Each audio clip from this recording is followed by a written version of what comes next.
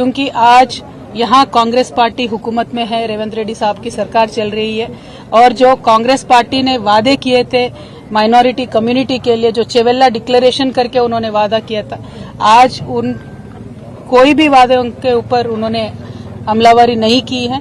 तो मैं यहाँ से डिमांड करती हूँ रेवंत रेड्डी साहब को, आप चेवेल्ला डिक्लेरेशन को इमीडिएटली अमल कीजिए। आप पे कोई भरोसा नहीं करने वाला था, इसीलिए आप लगातार गांधी फैमिली को तेलंगाना पे लाते रहे और उनके भरोसे पे थोड़े यहाँ पे लोग भी आपको वोट दिए। और माइनॉरिटी डिक्लेरेशन अब जब कर रहे थे तब सलमान खुर्शीद साहब को भी लेके आके आपने माइनॉरिटी डिक्लेरेशन का पूरा ओपन करके दिया था, लेकिन जितने भी उसमें वादे हैं वो एक भी आपने आज तक अमल नहीं किया। आपने बजट के बारे में बात किया, जो माइनॉरिटीज को, मुसलमानों को इस बार बजट में दिए उसमें 4% भी आज तक आपने खर्च नहीं किया।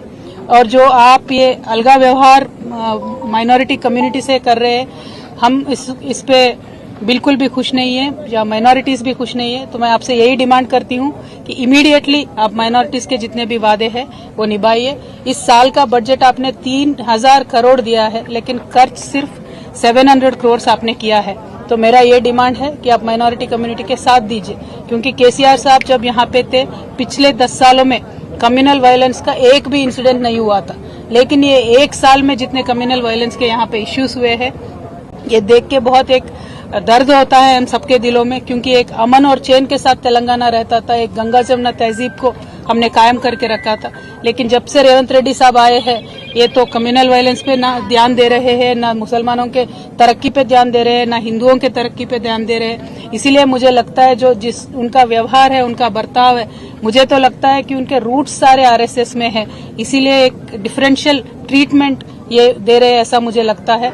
तो I will say that mister Revanth Reddy ji, आप अभी फोकस करिए माइनॉरिटी से इश्यूज पे, स्पेशली माइनॉरिटी वुमेन के लिए आपने जो प्रॉमिस किया था कि 1,60,000 देंगे कल्याण लक्ष्मी का, आप वो दीजिए। उसके साथ साथ आप सोना भी देने वाले थे, 1 तोला सोना भी देने वाले थे, वो दीजिए। पढ़ाई के वास्ते जो टिम्रिस के हमने स्कूल कायम करके रखे थे, आज उनका क्वालिटी देख के तो बहुत ही डर लग रहा है। आप क्वालिटी अच्छा बना के टिम्रिस को चलाइए। तालीम के वास्ते, माइनॉरिटी बच्चों के तालीम के वास्ते आप जोर दीजिए, रिव्यू कीजिए, और जॉब्स में सब चीजों में भी माइनॉरिटीज को आप आगे फुट में रखिए। ये हमारा डिमांड है। और रेवंत रेड्डी साहब का मैं यही कहना चाहती हूँ कि निजामाबाद में बहुत ही ज्यादा पॉपुलेशन है माइनॉरिटीज का, हैदराबाद के बाद बिगेस्ट पॉपुलेशन निजामाबाद में है।